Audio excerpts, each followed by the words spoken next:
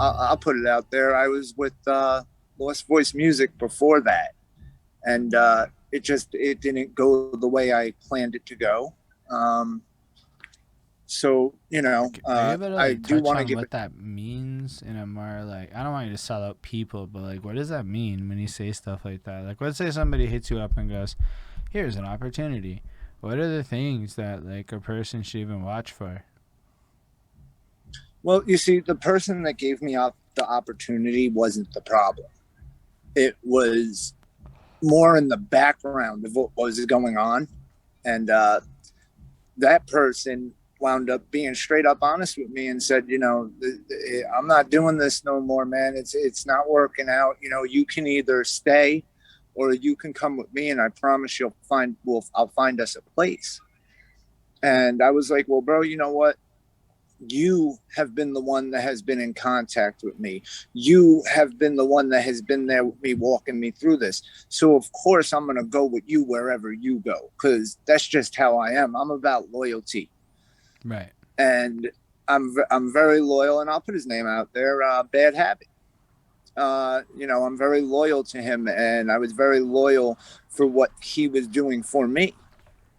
And he was very loyal to his artists, and I felt bad the way it worked out for him as well. And it was a hard pill to swallow, but at the same time, about 2 weeks after he told me that, he's like, I promise you we'll find a place. And that's when Sean hit me up and was like, hey man, I want to sign you to BTB Records. And right away I was like, I'm down, bro. This is where I wanted to be originally anyway. Mm. That's super dope. So like, I guess your album's gonna come out. How are you guys gonna like push that? Well, I'm already on all the major platforms with my single "Grateful," which is on Spotify, Apple Music, iTunes, everything already. It dropped last week, Right. and pretty much that song is a very humble song. It's called "Grateful" for a reason, because I wanted it to show why I'm grateful for this opportunity, why I'm grateful, and who I'm grateful for. And I I'm grateful for BTB Records. I'm grateful for my family. I'm grateful for my wife. I'm grateful for my kids for understanding the process of all this, and understanding it takes time out of your life. And it's definitely a struggle in a relationship, because you're putting a lot more time into this than them.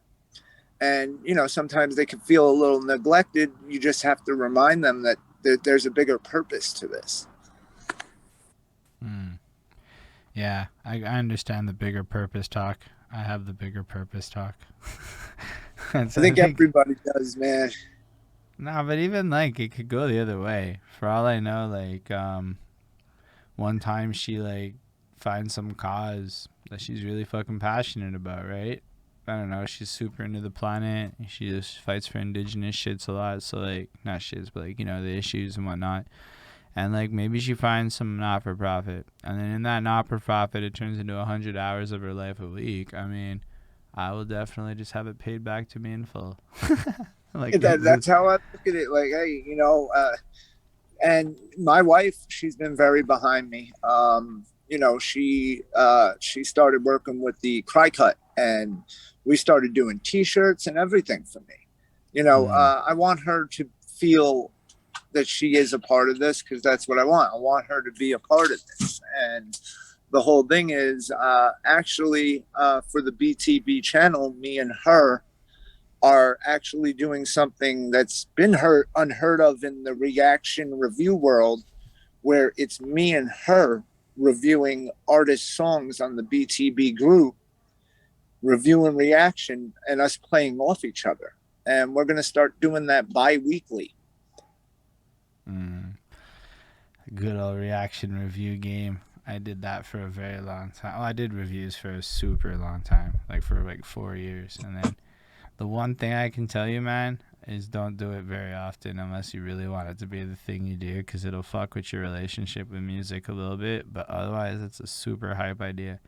Like, it's super cool that you want to just create this opportunity, not just to do it, because sometimes you see people and they just do it, and you like, I don't know if they're just doing it because they just like doing it for everyone or whatever, but there's no rhyme or reason to it. As a person who like consumes the content, it's like, why am I subscribed to this individual? And even within my brand, I was like, man, nobody really likes most of my content. They like 10% of it, because of who we choose to review matters so much more than like anything else. So the idea of just like focusing it on this group of artists that people in theory are supposed to be fucking with because they're the team, that's not even bad at all. That's a really cool move.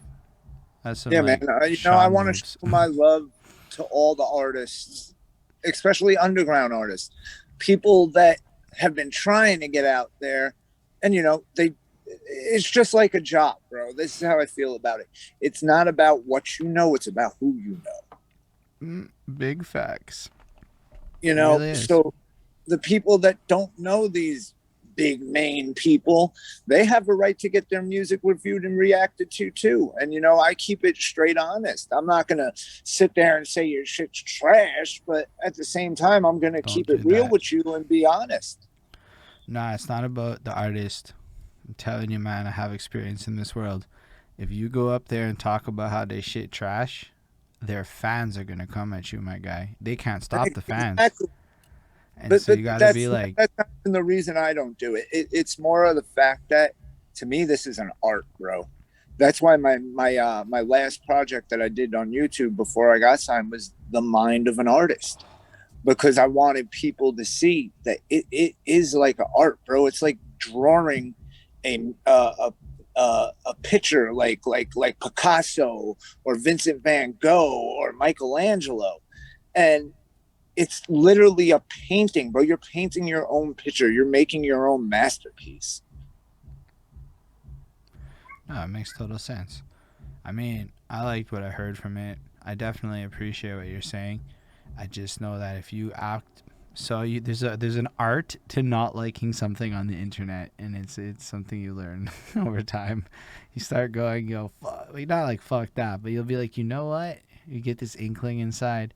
There's something about this shit that really bothers me. Oh yeah, man. Even with the main artists that are out now, like me, my thing is I ain't with the mumble rap. I'm honest, straight up honest. I want to feel what you're saying. Like you can have a fire beat, man, but if I can't understand you, I can't Mm. really get into it. I could understand them because of Slipknots and shit. I'm not even gonna lie. I don't find it Well, that different than the I growls. agree with you there, bro. I grew up on Slipknot, Cannibal Corpse, Pantera, one It's of my like, favorite bands. those guys required some deciphering, my dude. Like, it took like really sitting there with the well, maybe not so much Slipknot, but Cannibal Corpse. Oh my gosh, the first time I heard Cannibal Corpse, I was like, and I'm like, what? Then you learn these words, and you have to like train your ear to hear it. So I remember with Young Thug, I watched a YouTuber make fun of him, and I'm like, wait, what is he saying? And then I listened to it like 4 times, and I realized Young Thug is not actually mumbling.